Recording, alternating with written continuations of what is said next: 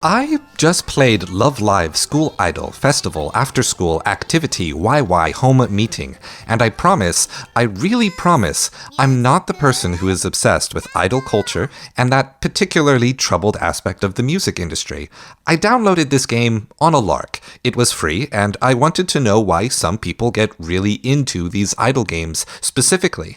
I regretfully must report that this is probably one of the best rhythm games I have ever played. It's doing a lot of things right. First of all, it doesn't keep new players from jumping into a real game as fast as possible, whereas Bleach Brave Souls had me waiting through about 20 minutes of gacha menu explanations. LoveLive Sifasawa took only 4 or 5 clicks of the X button to get into a song. The layout of the level screen was immediately intimidating. First, the buttons weren't the 4 face buttons or the bumpers, or the directional buttons. Instead, R1, L1, down arrow, and X, letting your hands comfortably have one button for each of your main fingers. Yes, some fingers are more main than others. Second, the placement of what I'm going to call the landing pad for the notes were placed around the screen rather than at the top or the bottom. This left the center of the screen, where the entertaining movie animation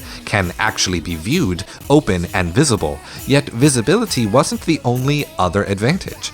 Third, the width of the screen makes it actually impossible to stare at all the landing pads at the same time. This makes it trickier at first, because I, a beginner, am inclined to stare at the notes themselves, to see them lined up, to know when to click the button. But don't be fooled, this is a crutch that prevents the beginner from actually playing on the rhythm that they hear rather than by the picture on the screen. Whereas you instead want to widen and soften your vision like some Navy SEALs owl eyes nonsense. Confirming with sound is far better. Fourth, rather than confirming that you got a perfect click with the shiny on-screen effect of the word perfect, you can confirm this with the sound of different intensities of the tambourine. The tambourine, famously, being one of those annoying instruments you are supposed to play while your friends are singing karaoke. All of these little touches and changes to the formula added up to probably the best rhythm game I've ever played. Stay true.